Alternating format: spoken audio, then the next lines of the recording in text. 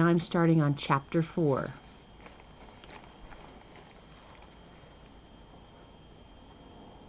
The acronym ERL was etched in a huge concrete slab sitting bolt upright on the lawn.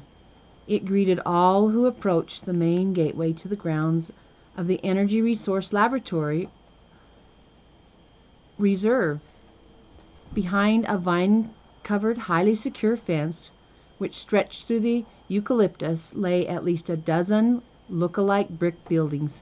Some were 3 stories high, some only 2, but all were massive. They lay among beautiful manicured grounds with circling, intertwining roads and walkways leading to a spacious parking lot. Government money well spent. Well spent or not, it bore testimony to the orderly, didactic mind of the Director of Operations, Dr. Leopold Heffel. He was a tall, humorless, irritating, and quite impatient man of about 50. And today would not be one of his better days. Today he was meeting with General Stilson and his aides, and the convoy that accompanied the command car to ERL shortly after the sun broke. Soldiers armed with automatic weapons planted themselves inside and outside the administration building. What had happened, it seemed, was that Heffel had been aroused out of a sound sleep at 3 in the morning. For a man who could not function without the usual 8 hours, this was discomfiting. The voice he heard was Stilson's. It was a commanding voice, a voice to be obeyed. It spoke in the name of the Joint Chiefs, National Security, and the White House. Heffel's best brains would be in a secure ERL conference room no later than 0700 that morning. No later. His keenest, sharpest people. No questions asked. A matter of highest priority. Heffel made the necessary phone calls, then brewed coffee for himself and thought, what was that all about? Well, the night was shot. He couldn't go back to sleep. He shaved, showered, and drove off in his car. At 0700 exactly, he and 10 of his finest minds flanked a long table in the administration building. A bolted, double-locked steel box rested directly in front of the general, who stood at the table's head, buttressed by his aides. Taking it all in from a ledge outside the window was a cat. Dr. Heffel made the introductions. Dr. Roberson of Caltech, General, our expert in fossil fuel. Professor Hirakwa of Johns Hopkins. Dr. Elizabeth Bartlett, whose head's thermal. The woman in her mid-20s was considered a comer in scientific circles. She nodded, but received no response from the general. But then it was hard to tell what really went on behind the general's sunglasses. The fact that Bartlett was beautiful, young, and well-proportioned made no apparent impression on the officer. But who knew? Stilson was a hard-nosed and one-tracked. Perhaps he was only thinking, no diversions today, but other days? And over here, added Dr. Heffel, Dr. Carl Link, who's doing some inspiring research in garbage. He turned towards Link, or where the man had been sitting. Link was at the far end of the room, speaking in the phone in a low, husky voice. "Dr. Link!" cried Heffel. "Only a second, Dr. Heffel," said Link, relaying classified information to a colleague. Only a second. Dr. Link was a tall, laconic man in his late 30s, whose pleasant face seemed to mask an imaginative mind. He turned his back to the others and cupped the mouthpiece. "Right, Ernie," he almost whispered. "The Lakers by 1.5 points. When will you have the line on the Knicks and the Phillies?" "And Professor Denby, who's in ocean movement," continued Dr. Heffel. The cat moved stealthily along the ledge and hopped onto an adjoining window. It fronted on the washroom adjoining the conference room. On the cat's neck the collar began to warm, then gleam. The window slid up noiselessly. The creature dropped onto the washroom floor as the window shut without a sound. Now he stared up at the doorknob. He could hear ERL's chief of operations in the adjoining room. The door between the washroom and the conference room opened and the cat entered. Not a soul witnessed this. Instinctively, the animal selected the most comfortable resting place, a cushion on a leather couch, then tilted one ear toward the conversation. Dr. Keystone, whose head nuclear, and over here, Mr. Rupert Stallward, who heads up procurement and supplies. Dr. Heffel did a double take. What are you doing here, Stallwood?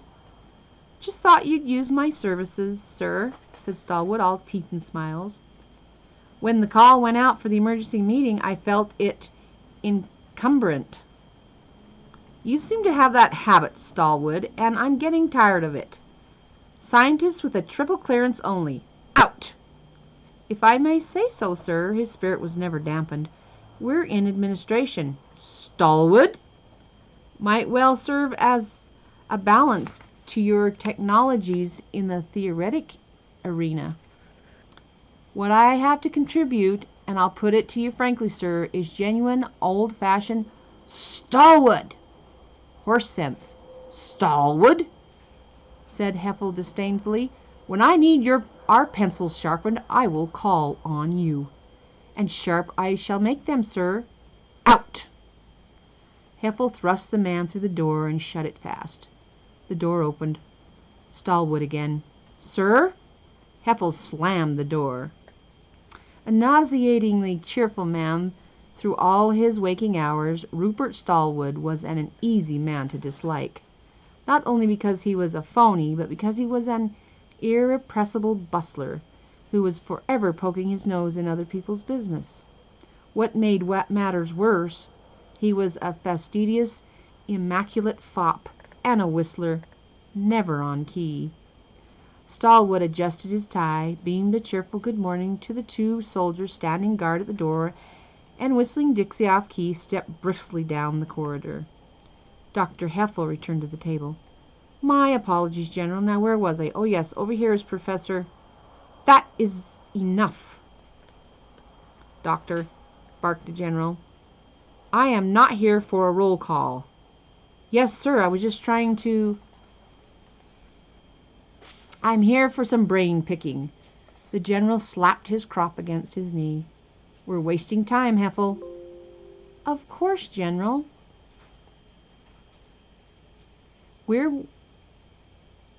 Everyone's attention, please. Dr. Link. That's it, Professor, said Link on the phone. I'll call you tomorrow with more input. Goodbye. He hung up and joined the others. You ready, Doctor? The General sarcastically inquired of Heffel. Anytime you are, sir. Colonel, barked the General. Captain, cried the Colonel. Sergeant, bellowed the Captain. Sergeant Duffy slid the mysterious box forward. With a series of keys, he began to unlock it. What you are about to see, ladies and gentlemen, is top secret, cried the General. The United States government will countenance no leaks. The General raised the box above the center of the table. Ever so carefully, he opened the lid and then lifted the box up again, free and clear of its contents. There was the artichoke. Without visible support, ever so slowly, a foot above the table, it floated. It made no sound. A rainbow aura surrounding it. The scientists reacted in astonishment. Instinctively, some drew back from the table. The first to recover was Dr. Heffel. What's holding it up? Nothing, barked General Stilton. He slashed the air above and below the artichoke with his crop. Amazing, uttered Heffel. Where'd you get it? Asked one expert. What is it? Inquired another. A propulsion unit of some sort, ladies and gentlemen. Never mind where we got it, the General said. We have other experts working on that. What we want to know from you is, what makes it run? No one replied. The scientist stared at the object as if transfixed. Nobody has a hypothesis? Asked the general. Somebody ventured, the energy source could be atomic. We've checked on that. Negative, said the general. Some of the scientists stepped closer to the object, but others held a respectful distance. Liz Bartlett said, could it be direct conversion utilizing thermic emission? Checked out. Negative, cried the general. He turned to Link. The general appeared to be consulting him. Link shrugged. It's not propelled by garbage, General. The cat watched intently, not a purr out of him. In the corridor, Rupert Stallwood made another pass at re-entry. Quite a bit of hush-hush going on in there, he said airily to the guards guarding the door. No response. They stared straight ahead, firmly clasping their automatic weapons. Stallwood moved towards the door. The reaction was immediate. Both weapons whipped to instant ready. Excellent, very good, men. Just a test, said Stallwood brightly. This country is in good hands, believe you me. Carry on. And he strode down the hall. He ducked into the first hallway, furtively glancing around, and then popped into a phone booth. He deposited a coin in the box and cradled the receiver on his shoulder. But instead of dialing, he withdrew a cigarette lighter from his pocket. From inside his jacket, he took a metal pencil, telescoped it into a foot-long antenna, and screwed it into the lighter. Then he opened a flap, which revealed a miniature microphone plugged into an earpiece, and pressed a switch. There was a buzz. Stallwood whispered into the lighter. Jellyfish calling Olympus. Jellyfish calling Olympus. Come in, Olympus. Hello? May I speak directly to Mr. Olympus, please? Of course it's urgent. You don't think I'd... Yes, very... Thank you. He paused, then slipped a cigarette into his mouth, flicking the lighter and lit up. Mr. Olympus. Jellyfish, sir. He capped the flame on the lighter. The lid sprang back. The lighter was still burning. I think I'm onto something very hot, sir. Down came the cap of the lighter. It sprang back. The flame was even higher. Very hot, sir. Jellyfish. Jellyfish? Your man at ERL? Every effort to douse the flame failed. It was now 6 inches high. Jellyfish, JELL. The flame would not go out. He stepped on the lighter. No luck. Now bent over. I think I'm onto something very... Sir, are you... In desperation, he smothered the flames with his hands. Yeah, he wailed. Oh, no, not you, sir. I was just... Oh, I wouldn't, sir. Don't hang up, sir, when you hear what I have to tell you. Sir? Sir? Oh, much more interesting than my last report, sir. Olympus was outraged about something. Stallwood pulled the lighter back. Well, isn't that a matter of opinion? Continued Stallwood. I still maintain that the amount of paper shredded weekly in an installation of this size could well give us the statistical insight into... He was cut short. Yes, sir, consider it dropped, sir. His hoarse voice sank as he spoke with greatest